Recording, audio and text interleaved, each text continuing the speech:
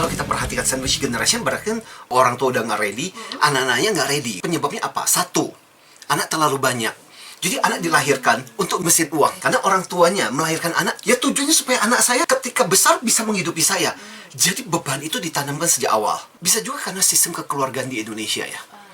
Bahwa sebagai keluarga kita harus menanggung, harus membantu. Which is sebenarnya, yaitu untung dan ruginya. Untungnya adalah semangat kekeluarganya tinggi kan. Akhirnya kemudian bahwa kita care, kita peduli bahwa ini kita masih keluarga kita loh. Bahkan lebih parah lagi, bukan cuma keluarga sendiri, keluarga, om, tante kadang-kadang ikut dirawat. Itu hebatnya kita di Indonesia. Kita punya extended family yang extend banget gitu. Itu juga menyebabkan akhirnya muncul sandwich generation. Atau bisa juga karena orang tuanya telat menikah atau melahirkannya terlambat. Jadi what happen adalah, perhatikan, secara usia orang tuanya udah menua. Ketika anaknya bekerja, orang tuanya udah renta gitu. Mau nggak mau kan, ya bergantung pada anaknya dong. Ya memang sih, kita nggak bisa mengatakan kepada orang, pasangan tuh mengatakan, lu nikahnya jangan telat-telat banget dong gitu. Pak, saya juga mau menikah cepat pak. Cuman masalah judulnya kagak ketemu-ketemu, gimana coba? Iya, saya mengerti. Atau, yaitu tadi melahirkan planningnya lama banget. Jadi, wah nggak ah. Mau bersenang-senang dulu. But when you have a decision, jangan terlalu telat banget. Karena kemudian kasihan, itu akan berdampak pada anak-anakmu yang harus menanggung kamu nantinya. Bisa jadi karena orang tua nggak punya tabungan yang cukup. Nah, itu juga penting untuk pembelajaran para orang tua. Tidak sepenuhnya bergantung kepada anak. Berharap boleh, karena kita nggak tahu kehidupan anak kita seperti apa. Orang tua tetap harus kalau bisa mandiri. Meskipun pensiun, sebisa mungkin mandiri. Sebisa mungkin masih punya tabungan. Nah, itu kan dari orang tua. Kita banyak bicara tentang aspek orang tua. Bagaimana dengan anak? Bagaimana mengajari anak untuk secepat mungkin mandiri? Saya melihat teman-teman waktu ketika saya kuliah S2, secara finansial mereka jauh lebih mandiri dibandingkan kita. Mereka membiayai mereka sendiri loh. Kita boro-boro gitu.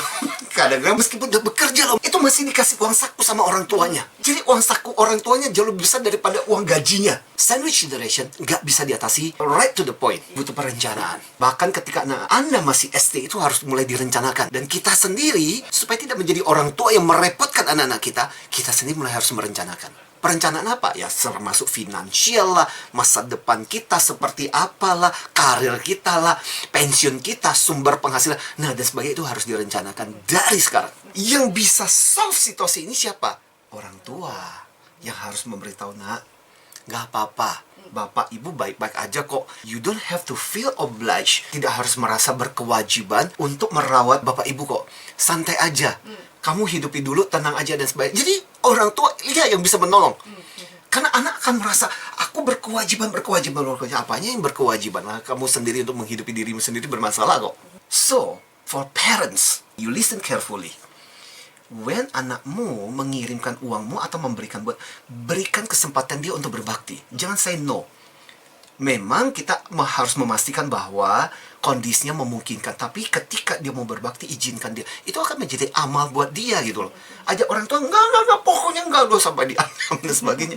Enggak usah, terima aja gitu loh. Itu sebuah bakti yang baik. Kalau kita mau mengembalikan dalam bentuk ke anaknya dan sebagainya, nanti kita bisa mengembalikan. Tapi tetap terima sebagai bentuk bakti dia. Cerita saya dengan ibu saya ini jadi sedih ini. Saya beberapa kali waktu itu ngirimin, sampai akhirnya kemudian waktu ditelepon, mama saya bilang begini, Tin, kamu kirim uang buat mama pakai apa gitu loh di usia mama sekarang itu. Kalau kamu punya waktu, pulanglah. Wah, oh my God. Ya karena kesibukan dan sebagainya, frekuensi saya pulang bisa 2 tahun baru pulang sekali gitu.